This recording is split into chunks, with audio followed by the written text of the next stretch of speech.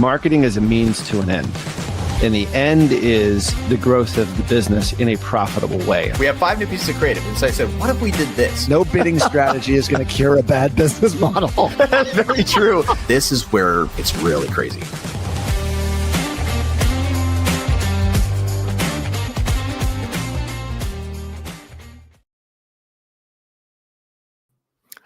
All right, everybody. So it's going to be just me today. Ralph is actually on his way to the UK, which is kind of funny because I was in the UK and then we both went to San Diego and then now he's in the UK. So it's actually just going to be just me here today, but we're going to be talking about kind of a Google Ads case study where we are trying to optimize for a specific conversion event and seeing some good growth that we just couldn't get when we weren't focused on that specific event, the specific conversion action.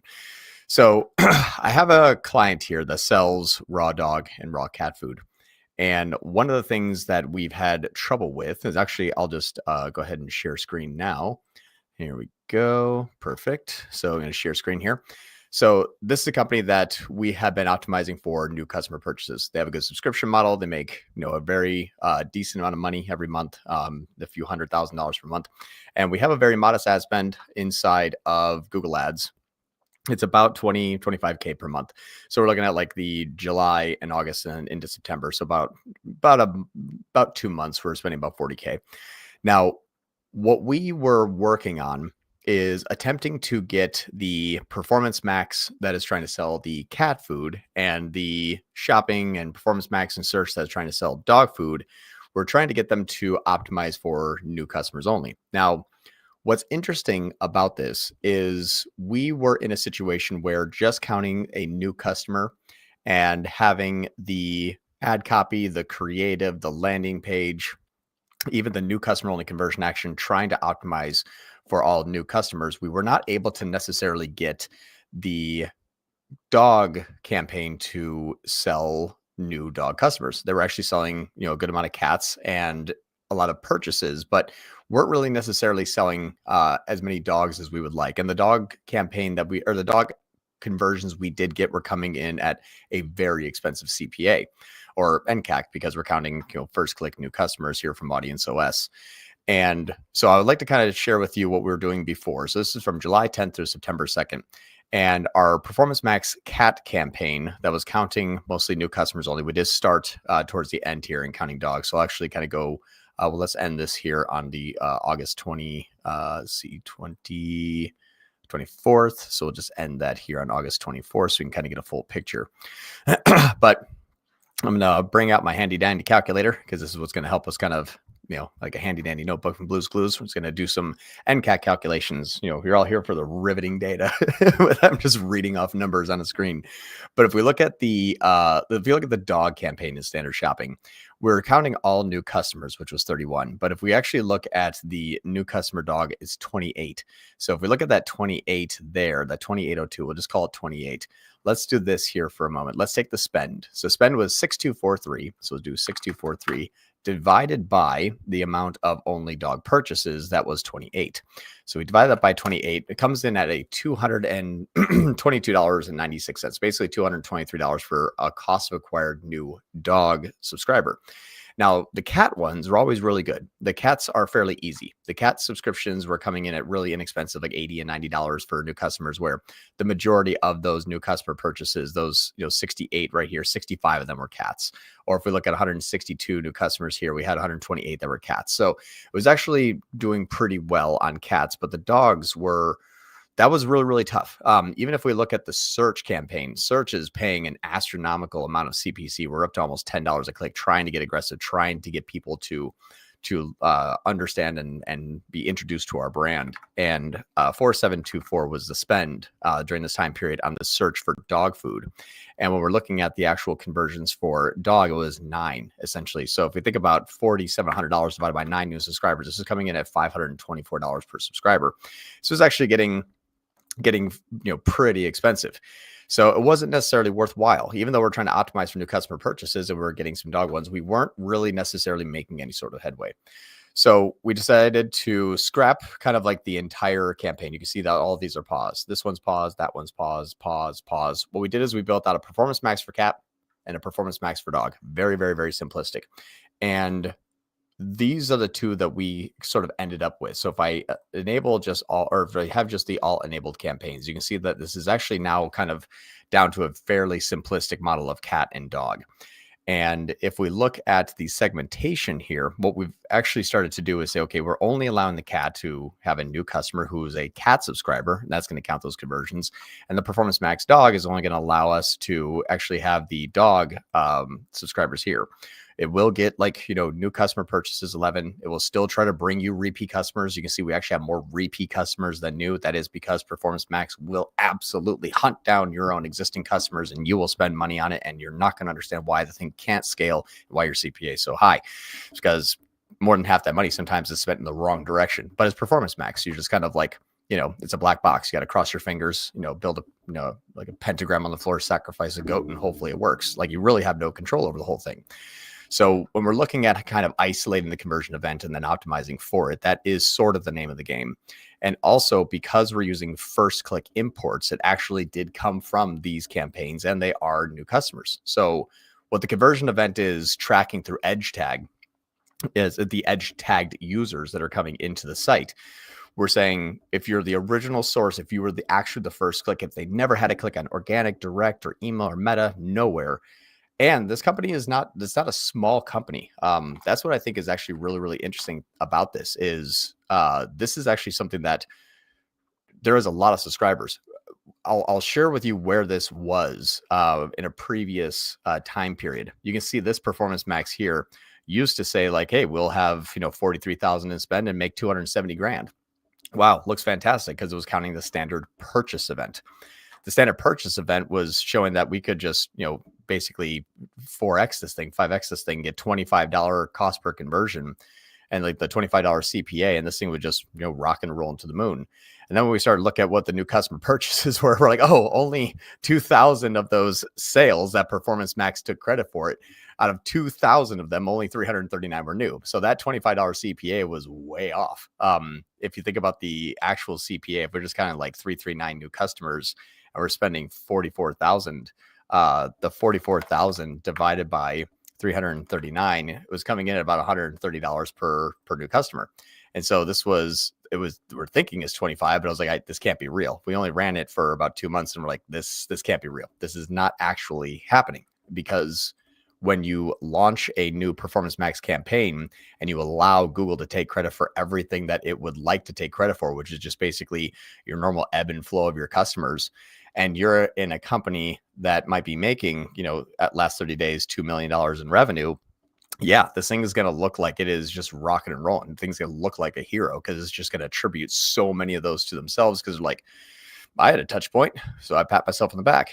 And a lot of times, I get, no joke, probably about 5 to 10 messages a week on LinkedIn where it's like, I can't scale, I'm doing this. And it's the same kind of the same message over and over again. So this is where it was before, when it was just counting all purchases. You can add an ad spend and nothing happens. It's just going to count the normal, the normal sales that you have, no matter what you're spending on. And if I look at the cost and conversions here, you see, as soon as it launched, it's like, I can even take my cost from 4,000 down to 3,000 down to 2,000. My sales are like 431, 421, 426. It did not move. You can just tank spend, and people are like, wow, I'm going to pat myself on the back and look at the good job I'm doing. And so this is a far cry different from what we're seeing now, where we're pushing spend up and customers are coming up, rather than simply just attribution. So I like to kind of share that with everyone, just because it is something that I do like to give you the before, where it was all messed up analytics. And even though it was tag counting physical sales, it didn't actually start from Google. And that is actually why our $25 CPA was bringing us $125 NCAC. Nowadays, you can see it's actually down to 82. So actually shaved off 33% cost to acquire a first-time customer by using this model. But then again, on the next thing that we've done is to identify the campaigns that can actually optimize towards these events. So we ended up kind of doing some little bit of rearranging in our conversion goals. We are using 2 different goals. Our first click CAPI imports conversion API, or import from clicks, whatever you'd like to call it, but they're optimizing towards specific events. So like the purchase is going like the new customer dog. And then we did the add to cart, which is new customer cat. So I had to stick them into 2 different areas of the conversion events in the back end of Google Ads, because we can only use one primary per block. So the cat campaign is using the primary goal of add to cart, which just happens to be where my import is. And then the dog is using a new customer import in the purchase event where my dog Performance Max campaign is. So essentially being able to modify and adjust what the campaigns are optimizing for is really, really good. Now, if you remember from a few minutes ago, we were looking at the new customer cat, new customer dog campaigns, and the new customer cat campaign was doing fairly well, but the new customer dog campaigns were bringing like $250 to $450 cost per acquired first time customer. And so when we swapped over the dog one, this is the new one where we're only optimizing for new customer dogs. We can actually already start to see just in the last 7 days, our cost went from $1,400 down to $1,100. We actually saved 21% in our cost, and our dog purchases went from 2 to 8. So it basically 4x'd or 300%. So 100% is doubling, 200% is tripling, 300% is quadrupling. So when you're looking from a 2 to an 8, we have a 300% increase for 21% less cost. Why? Because everything that Performance Max campaign thought was doing well has just been reset. So Google is very, very, very good at hunting down conversions. It is the most powerful engine for conversion events, I believe, is Google. Meta can do it at scale and can do it very, very well from an outbound perspective, but from an inbound perspective, being hyper selective on the type of user or type of customer that you're looking for, type of new customer, the Performance Max is still king. It is so good, though, that it will simply also take credit for every other sale you've ever had. And that is where the thing starts to go sideways. It's good at taking TikTok, taking email, taking direct, taking organic, taking influencer, taking, any even branded traffic and reconverting into Performance Max. It's good at hunting down any conversion from anybody at any time. And we don't want any conversion from anybody at any time because a lot of those people are our subscribers. They're our existing customers. The company's making, a few $1 million a month, and just simply allowing Performance Max to start to take credit for that means that your conversions you're seeing in Google versus the ad spend you're spending in Google are detached. They're far apart from each other. They're not real. So your spend can go up and down.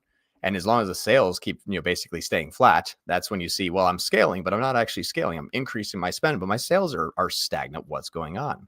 It's the same thing. I can take half the spend out. My sales look normal, like they didn't go down. What's going on? The spend and the revenue have never been so far detached inside of Google than when using standard events. But when you're optimizing towards first click CAPI imports, this is where we can see the cost per acquire first time customer really drop pretty quickly. It's going from $739 down to $145. That's very good. Remember, in our previous example, we were getting $125 in cats and we're getting $300 and $400 in dogs because the raw dog food. When we're looking at raw cat food versus raw dog food, the dog pet versus cats is much more crowded. It's absolutely highly competitive. If you think raw dog food, you're like, yeah, this thing is going to be a fairly crowded space. You have so many other competitors in there, even the big brands. Think about like the Chewy and Amazons of the world. Those people are also trying to sell this as well. So the dog area is very crowded. So we start to see more cat sales inside the dog campaign than even dog sales. You can still see we're still selling cats. It's just coming at 81% less. And now the dog is coming in at 300% more. It might be hard to see on the screen, but maybe if I make that, I didn't do anything. I was trying to see if I could make it bigger. But the dog and the cat food, when we're starting to optimize towards those events, we can start to say, aha, Google will now essentially say, okay, I need to reduce the amount of cat sales because I'm not seeing my conversions. The conversions are blank. So in order to increase the conversion column, I need to increase more dogs. So it actually, you can see it kind of swap. You can see it kind of swap audiences here. It says, hey, thanks for the new customer, but they're just the wrong type. This is the dog campaign. I need more dog customers, not cats. And I just swap the conversion action and says, oh, we're sorry, excuse us. Here's more new dog customers. Thank you. I mean, it's basically like plug and play. It's a wish list now. So we get to optimize for any sort of conversion event that we want. And because we're using the most aggressive conversion engine in the world, being Performance Max, now we've just made a match made in heaven where my cat customers are coming in at $100 and now my dog customers are coming in at $145. So we're starting to see a increase in efficiency inside of the campaign where we're still unaffected by the cat campaign. Cat campaign is up and running. It's great. We're getting 27 more conversions this week for, let's see, 40% more spend, getting 27% more. Again, this is new customers only, so it has a little bit of a time lag, which means there's actually a sales cycle represented here. It takes 12 days for a conversion. We're only looking at the last 7 days of scale, but we've only had 81% of all of the conversions that we're going to receive be attributed so far. So this thing is actually going to get 8 more. And if it gets 8 more conversions, that's going to push that into about the $80 CPA, which is perfect. Chef's kiss. That's what we want. We're looking to see new customers in cats and the cat food, new customers for dogs and the dog food. And it's very, very simplistic now. This life is really easy to do inside of our Performance Max campaign, using a full build PMax on cat, where we have all of our creative. Looking at raw cat food, we put our data in there. I'm now back to being okay to actually put all of the data and interest in detailed targeting. We can just load this thing up with every single asset, with videos, with images, with headlines, descriptions, long headlines, call to action, site links, extensions, promotion extensions, price extensions, all of the search themes, the keywords, the high intent, the affinity audiences, and then also the audience signals. So we get to load this thing back up now, because we're not really afraid of it going after our new customers like it was, or existing customers like it used to be. Remember, this thing used to show $25 CPA. That was all fake, $100 cheaper than actuality.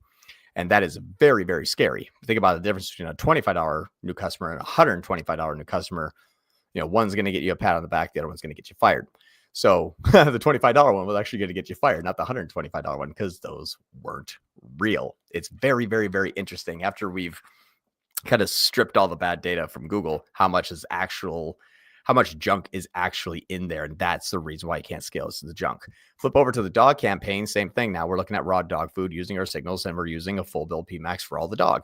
Very simple. So now we're actually acquiring first-time customers at a profitable level with one campaign, with one conversion event, with one asset group. That's it. And it's actually optimizing pretty well. It's working. It's working actually extremely well. Like, this is now actually bringing us more new customers, first click coming from those campaigns. And we can get to actually see the search terms between both. When we look at the segmentation here, actually, let me just turn off there we go. And perfect. So now we see like raw cat food. Excellent. It is getting us 8 new customers on cats, and then 2 repeat customers on cats. This is really interesting. People also think that non-brand must mean new customers. Not at all. It actually is a retention play when you see existing customers converting in non-brand. So I'm not worried about the existing customers coming through, because raw dog food, we have 2 purchases and 2 new customers of dogs.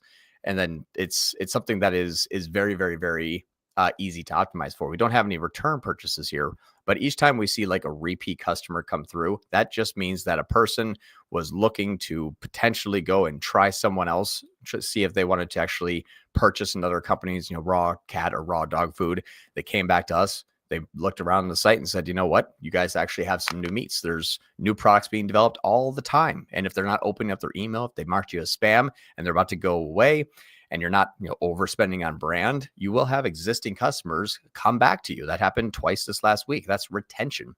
These really inexpensive CPA conversions, if we look at them with 5% conversion rates, are not only bringing us new customers at 8 new customers at $63 CPA. We're also we're having our retention come back from our existing customers. So there's like a dual play here. When you're running a heavy amount of first click new and returning customers non-brand, it means that your new customers are more than your returning customers, and the returning customers that you're getting are being retained. So it is like a dual platform that can help both new and returning customers very simplistically. So even though there's no brand in here, we still will have some repeat customers. That just is something that we're never going to really get away from. I can't stop those people from converting after they are existing customer trying to leave, but I don't really want them to. I don't want to stop this from converting them. I want them to convert. As long as they're not looking for us, looking for our competitor, I want them back. I want to retain those customers. So having the repeat customers here, even though we're not optimizing for it, Performance Max will still go so warm. It will hunt down your existing customers searching non-brand search terms. Like, that's how warm this thing wants to go. And this is actually stopping it and retaining it. And we're getting some great CPAs, $63 NCAC, $37 NCAC, $11 NCAC, $8 NCAC, $34 NCAC, $6 NCAC, 98 cents NCAC ground duck. I don't even know that they were looking for it for their dog, but they ended up becoming a new customer. So some really, really efficient non-brand CPAs. So that NCAC is just coming into now sometimes, sub $10, sometimes sub $1. It's very, very, very efficient. This is just the first week. The first week we've increased our new customer acquisition for dogs, 300%. And then imagine when we're through our full 12-day sales cycle, then plus, 6 months out as we continue to scale. So a lot of times people will think that I'm going to be doing some like crazy masterful build where it's like we're going to do feeder strategy and the performance max, but then we're going to bid on some exact match and standard standard search, and then we're going to have like a TCPA and the broad match versions of it. All of those things are true. They absolutely are still things that I will do, just not all together. Sometimes the more simplistic build outs, the better, because you're consolidating your metrics into an area that Google can have enough repeatable actions for it to optimize off of. What that means is that if we have something that 10 keywords get 1 click each, you only really have 1 data point for all 10 keywords. But if you are consolidated down to 2 keywords and they each get 5 and one gets a conversion, okay, now I'm seeing like a 20% conversion rate there. I can actually have enough data for me to optimize towards. And Google has enough data for itself to optimize towards. So a lot of times when you're looking at a ad platform and you're saying, what is the best use of this ad platform for the most efficient amount of scalability for the highest amount of new customer growth? Sometimes you have to take the best campaign with the best tracking, and that becomes a match made in heaven. If you take the best campaign for conversions like PMax, but then allow it to count the wrong people, it's a match made in hell, because your ad spend has no bearing on what it's doing. If we think about this in a graph form, and I'm going to bring out the handy dandy paint because I know you all love my graphic design. I make a joke saying I was a graphic designer in a previous life. It's not this life, but it was a previous life. But if you look at, there's two kind of bars, two kind of graphs that you have to look at. And the right one is going to be your ad spend. That's going to be in green because it's in money. The left one is going to be, let's say, returning customers, because it's red. It's bad. We don't want to scale returning customers because it's not physically possible. And this is actually something that confuses a lot of people, because there's going to be probably like 15 or 20 of you watching this right now that are going to say, well, I don't have returning customers. You're right. You don't. And you let's just say you have no brand either. And you're going to have, maybe out of 1,000 sales, maybe you have like 50 or 100, it could be 5%, 10% of all of your sales are coming from returning customers. Every business I've ever seen, even if they sell one-offs, will have existing customers or returning customers, because they buy this $5,000 product, but then they're coming back and buy the $10 refillable items. Like think about, you sold a printer, $5,000 printer, but now you're selling the $30 refillable ink cartridges. That happens. We marketed a hammock company a while back, and that hammock company, you buy a $5,000 hammock. You're not going to come back and buy $5,000 hammocks, but you're going to get replacement straps, replacement stands. Like, things are going to wear out and worn and torn and need to be replaced. Well, the longer your business is in business and the more customers you sell and the more products you developed, you naturally will have returning customers. It's in every single business. There is some existing customers. Now, you can't scale them very well, but you don't want to spend too much on them and you don't want to attribute them. So when we look at this graph here, think about, there is, let's say this is, 1 and this is 10. So you have 1 new customer and 10 new customers. This is a graph that goes up. This starts at 1, then you have, 5 here in the middle. So you have like 1, 5, 10, and your ad spend now is over here in green, and this is at $1. So you have $1 ad spend, then you have a $5 ad spend, and then you have a $10 ad spend. So what ends up happening inside of the Google Ads ecosystem is the more money that you're spending, the more time that ad is running, and the more time it is also running and able to attribute sales to itself. So you say, okay, well, if I'm going to start my campaign, I'm going to start a Performance Max campaign, I'm going to spend $1. It says, great, I can spend $1 and I can get 1 returning customer. You're like, okay. You don't know it's a returning customer, though. It doesn't look like a returning customer. Remember, it says purchases, like the previous campaign that we were just looking at, where it's like, hey, we spent 25 grand and made 200,000, is simply returning customers, but we didn't know that. They were just called purchases. Okay, so the reason why this was happening is because when you spend $1, you can attribute one existing customer. You spend $5, you can attribute 5 existing customers. You spend $10, you can attribute 10. Sorry, you spend $10, you can attribute 10 returning customers. So in the ROAS and in the CPA, you're like, wow, look at this scale. The CPA is perfect. I spent $1, I made a sale. I spent $5, I made 5 sales. I spent $10, I made 10 sales. No. You're spending more money, allowing Google or Meta to attribute more of those customers to itself. Now, you've only always had 10 existing customers, whether you were spending $10, $5, or $1. It's just as you increase your ad spend and start to spend more, you're attributing more to the campaign. And that is why when you look at ROAS being stuck at like a 300% and you're cranking up that ad spend and the conversion value is just skyrocketing to the moon, and then you flip over to Shopify and you're like down 1%, you're like, what the hell? Like, why is this so far detached?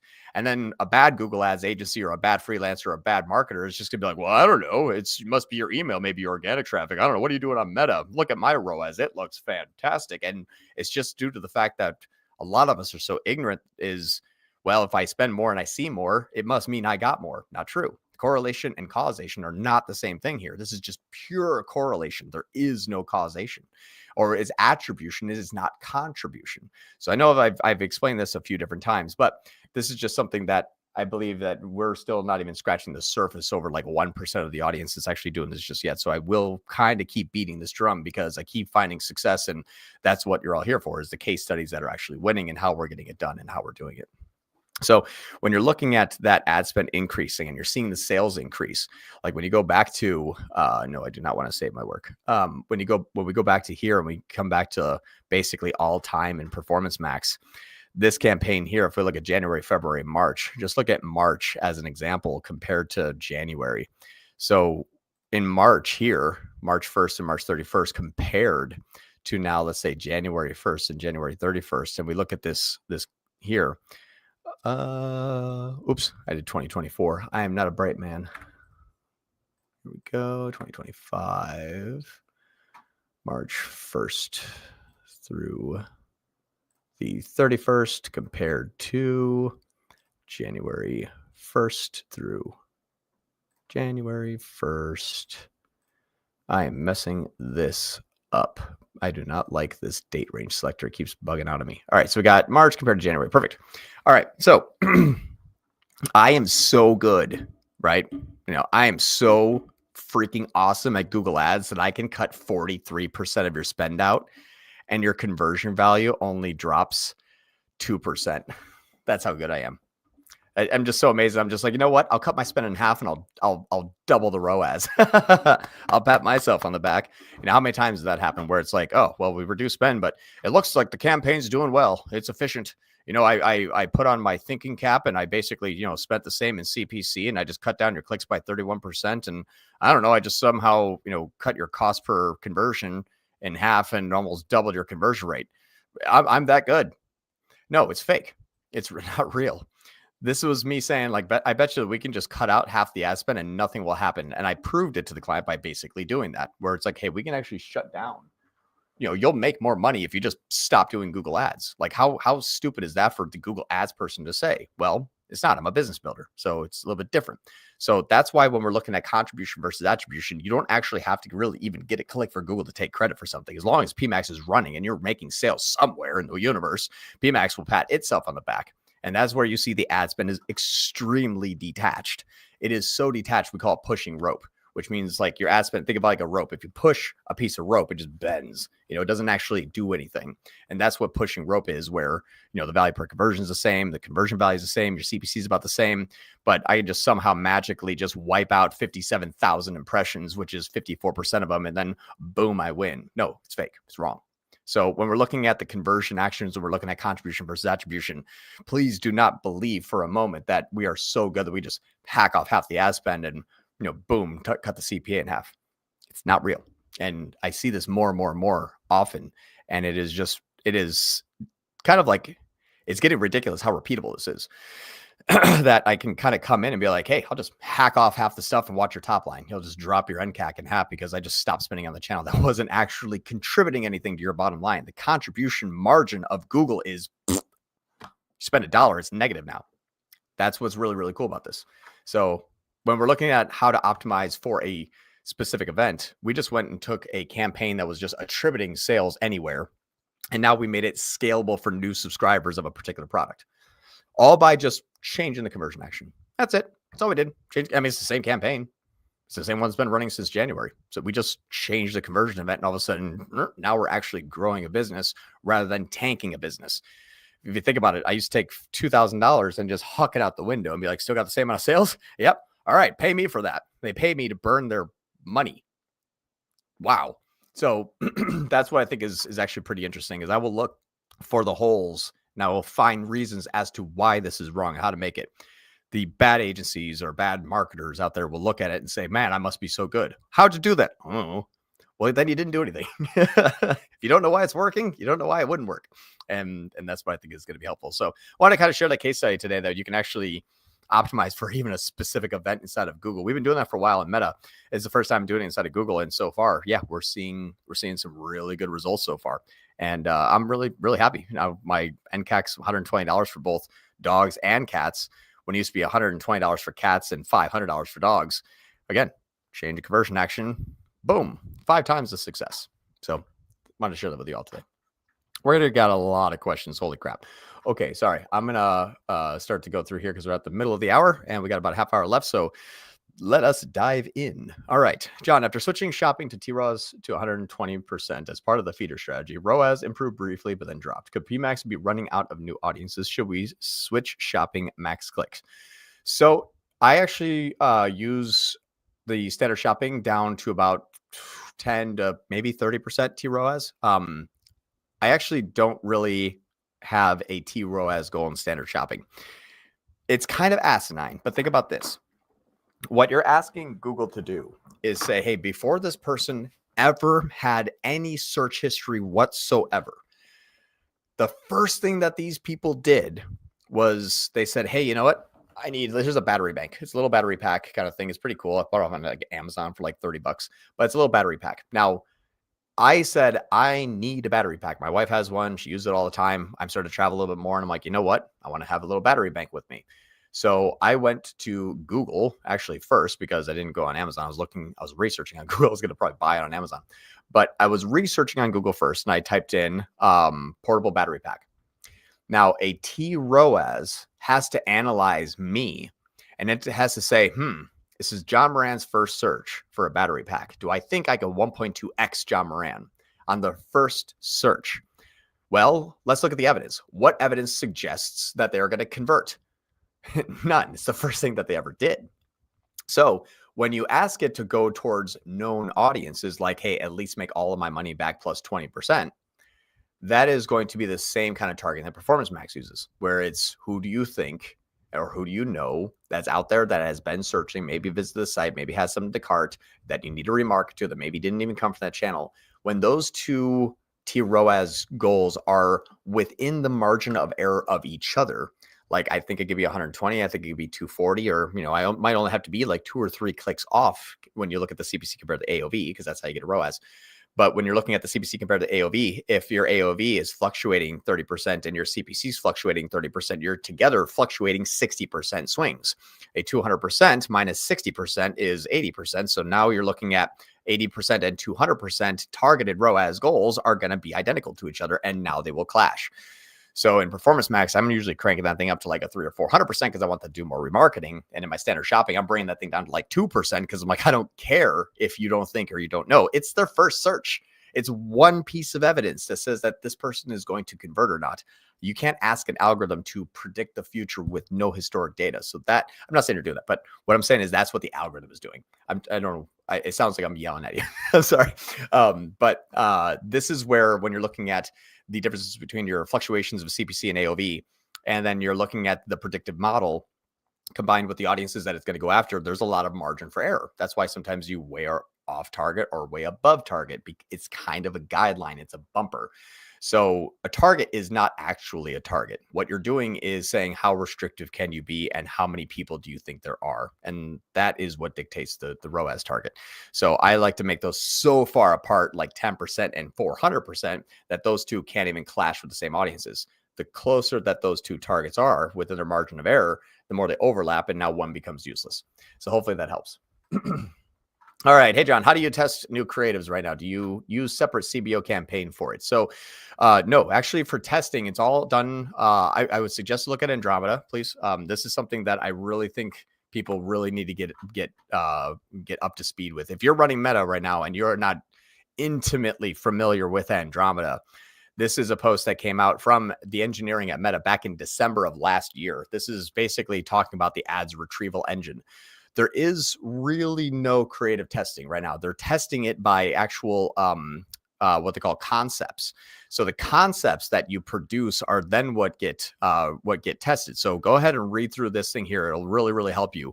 But it's talking about the ads retrieval paradigm. So when you're talking about testing it, you're like, oh, I'm going to put an ad in here, and then it's going to go and find an audience. That's only one part of the Andromeda model. What actually happens with Andromeda is the user requests are pre-made by the users inside of Meta. This is based on the information that Meta knows about the person. And then you're uploading all of your ads to Meta. So you're not saying, I have to have this ad go to that person, this ad go to that person, this ad go to that person, then that ad will also go to that person, and this ad is going to go to that person, but this will add person. It doesn't, you can't control that. If you were testing creatives, you would believe that you can control this. You actually have no control over it at all. So what you're doing is you have to upload all of your creatives. And so your creatives here, the audience is here, and then it goes through a hierarchical ad index before it creates a repeatable model to deliver the ad candidates in sequence. And it's all done by NVIDIA's Grasshopper platform. So when you're looking at testing creatives, it's gone. You can't. It's not physically possible to test a creative. So what you actually have to do when we're looking at the, let me just see if I can get this here. If you look at the creative diversification playbook, you're actually going to be doing this inside of your motivators and concepts. So Meta wants us to create different motivators, 5 insight-driven motivators using your own nomenclature. Then you test the concepts, and then you iterate the winners of the concept 5 times each week. Give you a very simple example. Battery pack, 24-hour, life for the battery, charges in 2 minutes, and really lightweight and sleek. That's 3 different concepts right there. Which concept is resonating? Well, actually, the 24-hour battery life is what is resonating the most with, because the industry is saying that most of these things die too fast. Great. I'm going to do 5 new iterations of how this battery pack lasts 24 hours. You can charge your phone, your laptop, your headphones before you ever need a charge. Wow. So you see how we're iterating and we're expanding upon the winning concepts. So it is not up to you to say, is A or B better? You are having to produce 15A versus 15B, run them consecutively, maybe concurrently, but should be consecutively across all of your marketing platforms, your Google, your Meta, your Instagram, like all that stuff, your TikTok, and find out what ad concepts are working well, because your ad concepts are just going to be jumbled together. So when you're looking at those creative, you have to actually start at the targeting is actually started at the creative level. But if you're talking about, actually Meta covers this as well inside the Andromeda playbook. If you're talking about this here, the old model of the ad concepts, this is here. It says most people will take like A versus B versus C. It's not that way anymore. You create a concept and you make iterations of that one concept in 3 different ways. So you have a image, you have a video, you have a carousel, or maybe even a PLA, rather than creating an ad and say, like, do they like this yellow or that yellow? I mean, no one really likes a shade of yellow. It's not going to resonate with people. You're trying to actually find out what pain point, hook, and offer is going to resonate with the marketplace and expand into that, if that helps. All right. Hey, Jahan. I'm just kidding. It's funny. But the Andromeda strategy, 1 campaign, 1 CBO, content diversification ads. Should we keep it to 1 primary text, 1 headline, or is it okay to test multiple versions? I believe it's okay to test multiple versions. What Meta is doing is kind of the same thing that Google is doing, is using essentially like a version of latent semantic indexing, which essentially means that it understands English.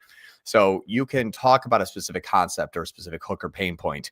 And in my opinion, do not believe that that one hook or that one pain point or that one concept sold everything, because very rarely is like battery pack. I hate it. It's sleek. I hate it. It charges fast. I hate it. It lasts 10 hours. I'll take it. It's not like, aha, it's going to be a multitude of things. So you have to generate brand awareness. You have to do the product demonstrations, the UGC, founder story, product highlight videos. You really have to like sell this thing in digital real life. So that's what I would say, is that you could use a primary text and headline, but my opinion is you expand upon it as much as you can and find the common denominators between what headlines, primary text, and ads are resonating or doing the best, or what at least the AI engine really likes. Because right now we have to make our creative for AI before it'll be given to a person. So if you are writing different variations of it and it kind of understands all of the ways that you're trying to explain that one feature, it has more to go off of. So give the data, or gives the AI engine more data with more variations, and you'll find a wider audience of similar people. All right, moving on. And with a $50 a day budget, how many ads do you just suggest starting with inside of the campaign targeting a UK audience? It depends on how many concepts you have. If you have 3 concepts, you're gonna have 15 ads. 2 concepts, 10 ads. 1 concept, maybe 5 to 8 ads. So it depends upon how many concepts, but you do want to have your reels, you want to have your images, you want to have your carousels, you want to have maybe even PLA, if you can do custom PLA in your catalog about a specific concept. But those are probably less common because everyone just uses catalog feeds nowadays.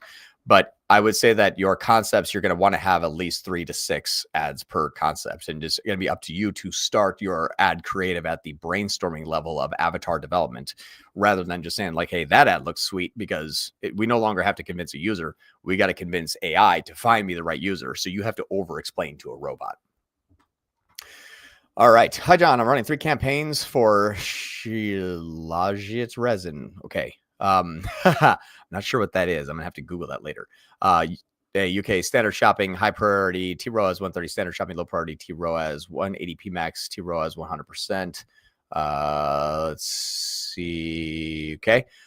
Previously used a feeder strategy, another product with great results, but since that product went out of stock, I'm struggling here. The feeder campaigns aren't spending, and PMax is only driving 1 to 2. What I would actually do is, if you had basically like your main product go out of stock, I'm not sure if you've done this yet, but I would pause all of those campaigns. I would rebuild everything around that new focus group of products.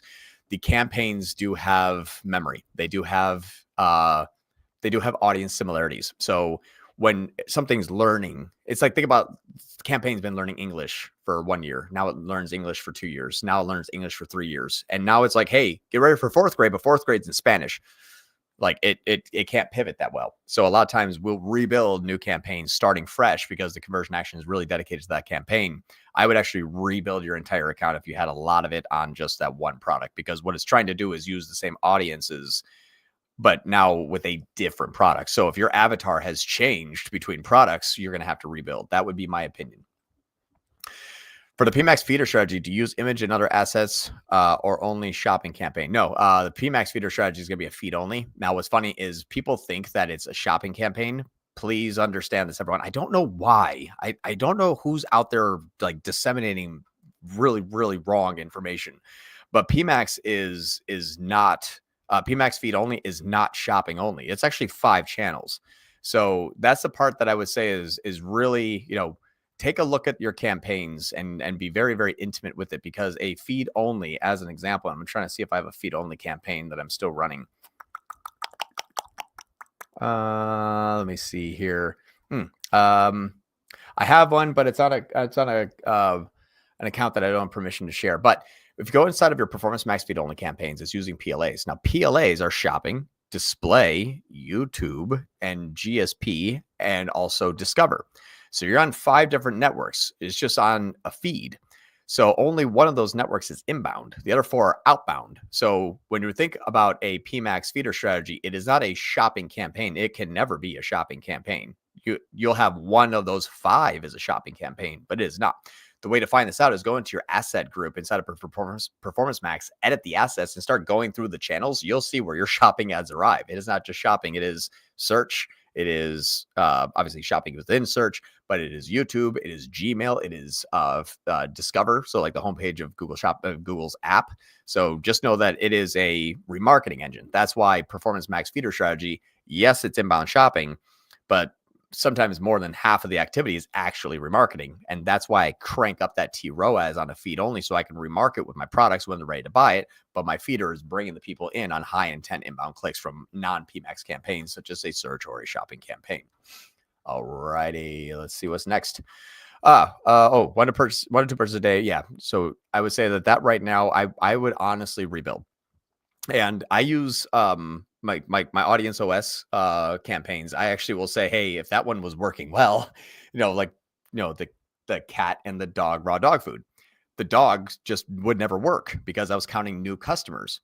But my new customers were mostly cats. So yeah, I was in the same position as you, maybe 1 to 2 conversions a day, until I then swapped it over to say, no, you're only allowed to pat yourself on the back, Google, if it's the right conversion. And then it's like, oh, sorry. And then it started to get those conversions. So think of it like a wish list. So if you're running the first click CAPI imports that we've been talking about since May, 4 months ago, you just swap your conversion action. You wouldn't even be here. Like, you'd be a really, really good set. This problem would have already been solved. And that's why I keep beating this drum, is a lot of the questions that you all are asking me, a lot of the stuff can be solved this way. Hey, John, if we restart a campaign, does it reset learning phase and try new audiences? Yes. So Google has a 2-day rule, which means if you pause a campaign, it stops watching traffic for 2 days. For 2 days, that's when it stops watching traffic after 2 days of being paused. If on the 3rd day you turn it back on, it starts watching traffic again in learning mode and says, who do I start showing my ass to? Learning mode is not how do I describe this? Learning mode doesn't mean that it completely forgot everything and went back to square one. Google watches everybody all the time. Think of it like the ultimate stalker. If your campaign's on, the stalker's right behind the person. Like, it is looking over their shoulders, watching their phone. Like, what are you doing? The moment you pause a campaign, the stalker goes away, and now it's not watching anybody. So when you turn it back on, the stalker comes back and looks over the person's phone and says, hey, what are you doing? And it has to watch what they're doing. Hey, it seems like this person is looking for shoes. That's what learning mode is doing, is watching traffic to find out when it should jump in and try to sell someone something. So learning mode is not bad. It just means that it stops watching traffic. It has to rewatch the traffic, and then it has to know where to jump in and start to impress the user with a ad that you're trying to get them to sell. But if you're looking at it on a how to optimize your pauses, what I would typically do is just bring your campaign down to like $5 a day. You're severely limited by budget, and that's what you want. You want it to be red, limited by budget, like limited by bid strategy. Like, please crank it up. Why? Because I have 1,600 people that I need to show an ad to now, and you haven't given me any money to do so. Good, here's your money.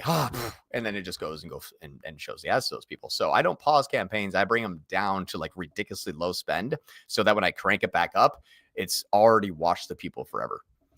All right, Mitch, John, I'm here now. You can start. Hey, welcome to the Tier 11 Live, everybody. It's John Moran here. Ralph is not with us today. It's our inside joke with Mitch. Ken, good to see you, Mitch. Actually, it was good to see you over the weekend, too. I saw you in San Diego. That was fun. Ken Lyon says, hi, John. Just want to clarify, in the video released 2 days ago about PMax feed only, new customers only, no brand, low ROAS, was the message that it's possible to scale with only a PMax feed only campaign as long as you have the guardrails built in? Or will you most likely need standard shopping? No.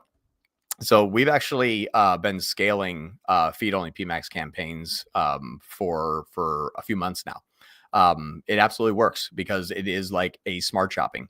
Remember smart shopping? It was inbound shopping, display remarketing. PMax feed only is smart shopping. It is shopping plus dynamic remarketing. That's all that is. So a feed only campaign is just a smart shopping, which means if shopping will work, smart shopping will work even better because you have non-brand new customers only. So as long as you have first click CAPI imports, because Performance Max will use display and they now can use enhance and conversions, and they will automatically build videos to show to your audiences and claim 100% credit. And then if you do demand gen, then you got platform comparable, Google just 15x's the actual results and then pats stuff on the back even harder, and then contacts the client and says, hey, man, if we add a 0 to the end of your conversions, this looks pretty good. Like, that's all it did. So no, it will actually absolutely scale with a feed only campaign. And I've done it many, many times. It has to be non-brand. It has to be first click attributed, not GA4, not Elevar, not like, the people that are not first click, please, not server side. It's edged tag. It's much different. So if you're using first click, yes, because that is a repeatable process that it's learning from. It's not only one of the 5 sales did it bring in. When it only brought in one of the actual 5 is taking credit for it, you can't scale it because it's only 20% correct. You can maybe get 20% more ad spend, but that's it. So it has to be 100% correct every single time for it to repeat the action at scale with high degree of efficiency. Imagine if you have like again, I'll do this as an analogy. Kid comes home from school and he's got a report card and there's 1 A and 6 Fs. And it's like, wow, off to college for you. No, they kind of fucked up 4 out of 5 times. So that's what PMax does. And so that's what you're trying to scale. And that's why this stuff doesn't work. So if it is first click, if it is non-brand, if it is new customer only, yeah, there's no reason why the thing can't scale to the moon. Hi from Austria. Hey, Thomas. I have to run actually, I'm so sorry. There was another part of that question. Or will you most likely always need a standard shopping campaign to feed it? No, standard shopping campaign, you can feed it better. But typically I don't need feeder strategy anymore because I was having to feed Performance Max new users because it was not finding new. With first click CAPI imports that only counts new, it finds new for me. I don't use feeder strategy. I haven't used feeder strategy in 4 months. The rest of the world is kind of figuring out what feeder strategy is, and I'm off to the next thing. So please join me. It's a lot more, the grass is much greener on this side. All right. Hi from Austria. I have to run only a 2-day cart is closing campaign. What are your recommendations? I have to run only a 2-day cart is closing campaign. 2-day cart is closing campaign. Can you elaborate on that? What's a 2-day cart is closing campaign? I'm thinking, is it hey, it's a 48-hour, like a flash sale? Is that what that is? Please let me know. Cause I have a couple other things that I'm thinking about that could be, and I don't want to misattribute what you're saying. Hello, sir. So much love from Tunisia. Thanks for the great content. I have got to Google that. I've never even heard of that place. I am the least cultured person you'll ever meet. I got to find out where this is. Oh, crap. Oh, that's by Malta. Oh, I know where that is. Wow, that's beautiful. Yeah, I'm jealous. North Africa. That's amazing. Our listeners are all over the world, even in North Africa. That's fantastic. That's awesome. Well, hello. Thank you very much for joining. All right. I am aware of the Andromeda model thanks to you. Cool. Do you use 3 different hooks, for example, 1 UGC, 3 different hooks for product demo, etc., in that one campaign structure from the beginning? So you could. So there is a few different things that you could test out. You could absolutely throw the entire kitchen sink at something. You run a bit of a risk. So I'm going to share with you a campaign that we kind of threw the kitchen sink at it. And just due to the fact that our ad spend level, we did not really necessarily have a risk here. It worked out actually pretty well. So there is the model that Meta comes out with and says, hey, this is best practice. However, not everyone is going to follow the same model or has the same business model or has the same best practice that's applied to them. It is a, how would I describe it? It's like a blueprint guideline. It's not gospel. So your mileage may vary, and please, it's up to you to identify what that, difference in mileage is. So as an example, we came at this approach here with this one customer. We have 36 ads. We have 36 ads that are all turned on all at once. There's really only about one different, hook, and it's pretty much majority product demo, UGC, product highlight, kind of that kind of stuff. So it is product demo, product highlight, product demo, product highlight, product demo, product highlight, and then UGC, and then imagery about it. So you'll see a product and then a product and UGC. So we basically said, if we can show so many different variations and multiplications of this, it's veneers, and they're snap-in veneers. Fantastic. You design them online. They, that's not 3D print, but they create them, they print them, they ship them to you, and you snap in, you have bright pearly whites, and you've done it from the comfort of your own home. Fairly easy model to understand because it's an established industry. If I say, hey, have you ever heard of shoes? You're like, yeah, dumbass, I'm wearing some. Cool. Would you like more? Like, it's a quick sales process. If you like the shoe, you already know what it is. So we don't have to have like a founder story on we developed a shoe because our feet hurt. Like, you can skip that part. It's not applicable to your specific audience. Now, if I said, hey, there's this brand new WYSIWYG called the Flabbergaster, and this thing actually grows you a third arm, you're like, okay, what the hell is that thing? You got to tell me the whole story. So think about where your audience is in the amount of understanding of your product or service and say, do I need to over explain this, or do I need to show why this is the best 15 different ways? You can do that. But we have images, we have video, we have talking head, we have product highlight, and we have professional, we have UGC. So we have a different variation of both. And what's nice about this is it's only been running for, I think, about 4 weeks or 3 or 4 weeks. But this campaign here, as an example, ASC, Andromeda, I'm using Audience OS. So I get my new customers. This thing went from 2,400 to 5,100. We scaled it 100% this last 2 weeks. And we've bought our customers at 10% cheaper, which means, yeah, went from 30 to 71 new customers. And this thing has really only been running. If we look at just like, go back to August 1st as an example, I think it's way before we even started.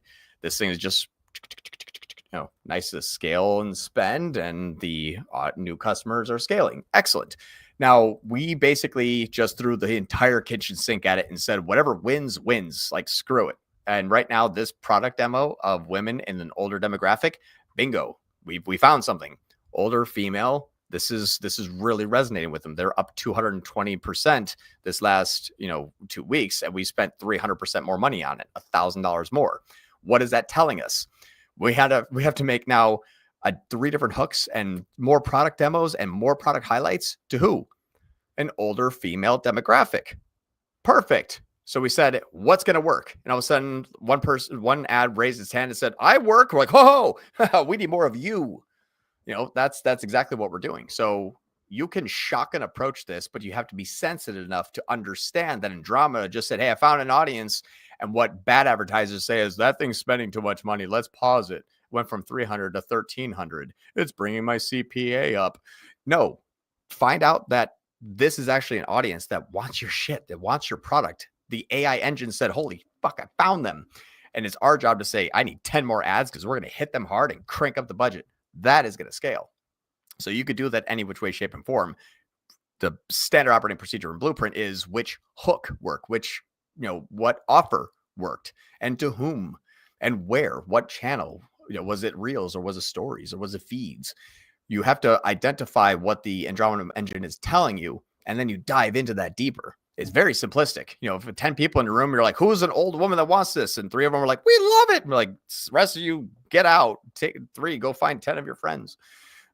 It works. I'm just using an example, but that's kind of what the Andromeda model is. It's not like who likes this ad. You're now creating a concept as a brand, and you're engaging the market, and you have to listen to the market, and the Andromeda engine will do that. Cool. Let's see. Thanks, John. Okay, cool. Card is closing in 48 hours. We want to support the email campaign with Facebook ads. Okay. So here's the good and bad part. The good part is you can do that. The bad part is you have to have a campaign running for some time, because the typical way that we do this is if you have a flash sale, or I need to burn through a warm pipeline really quickly, is I'll just cost cap the whole thing. So right now, Meta is going to go out and say, hey, I'm looking at 1,000 or 2,000 people at a day. I have $100 and $200 in ad spend, and I'm finding these people, and I'm finding some pockets of success, and I'm warming everyone up. And then you crank up the cost cap, and you're like, hey, don't sell anybody unless it's like $50 or less. And it says, okay, I have 2,000 people. I'm going to focus on those 300. Well, those 300 are probably in the email campaigns because they're warm traffic. They've been to your site. Maybe they have an added card, or maybe they signed up for something, and you need to really hit those people hard. Well, you got to crank down the cost cap, or turn one on and really make it restrictive for it to target those people, which is just going to burn through that warm pipeline. You can't do that if you start a brand new and it has to then go through learning mode, which is it's going to watch everyone for the first time and say, hey, how do I support an email campaign? You can't do that. Your email campaign has never been seen by your Meta campaign. So they have to be running at a specific amount of time. And then you can really cost cap your PMax campaign. It will reduce spend. It will hyper focus, and it will crank up the sales on that warm traffic. But you can't do that day 1 or 2, unfortunately. So I don't know if that helps your model, but you're going to have to redo the model in the future if you like. Try it a way where you're kind of, at least bringing in a lot of traffic. Maybe have a $10, $20 per day campaign running for 2 or 3 weeks. And then when you're ready to really hit those people with your offer, that's when you crank up that cost cap. Come here, and your vacations are on me, since the content you share helps me a lot. Oh, that's awesome. I really appreciate it. If I ever find myself just moseying around North Africa, I'll look you up. That's awesome. I appreciate that. What are your suggestions with the Andromeda update? Right now I have 12 ads, video and image. Budget is €1,200 per day. it's good. The problem that I would have to say is how consistent is your hook offer pain points and what your messaging is. If you're trying 10 different offers and 10 different hooks and 10 different measurements, and you're seeing some kind of flip-flopping, you might have a broken narrative. I would pick, 2 or 3 concepts.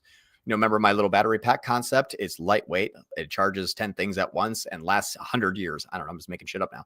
But what you have to find those 3, build content around it, and find the consistency in that content. That's how the Andromeda engine is working. So I couldn't tell you if just your metrics are right, because you might have 12 different ones, and that'd be a failure, in my opinion, into the Andromeda engine, not from you.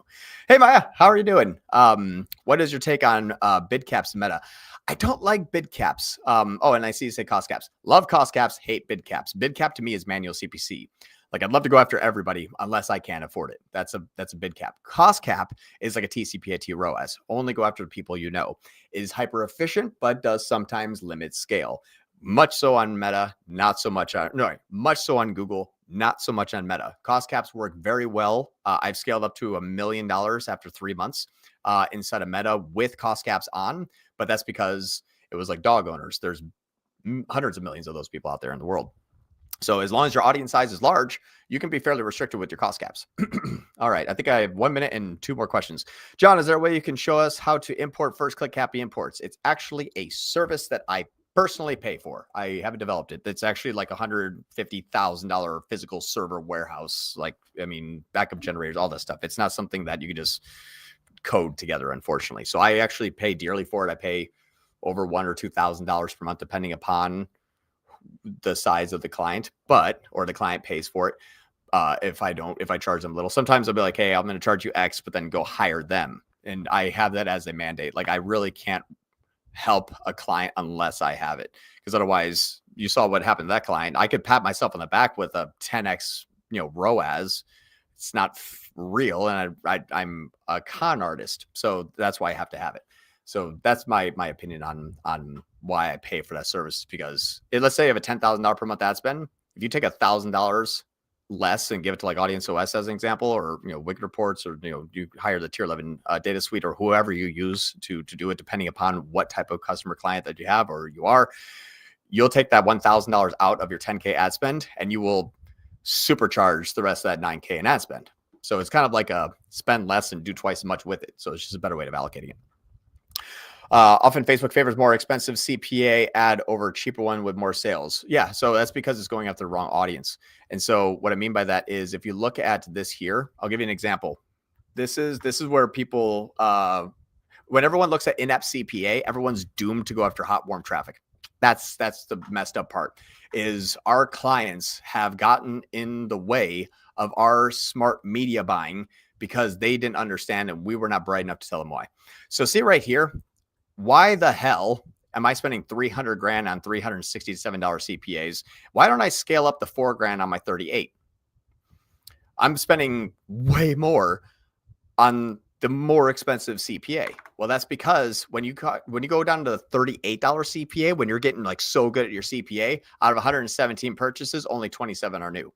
Try to scale 1/5 new customers instead of a campaign with 4/5 activity of your own existing customers. So when you say get that CPA down, be careful. You may actually be asking, go after my existing customers harder. That's where everyone fails, messes up, and cannot scale again. Perfect. Appreciate it, everyone. Thank you so much. I'm out of here. Thank you very much for joining. Hopefully you all learned something and found this entertaining and valuable. And I will see you all next week. Thanks so much. Bye.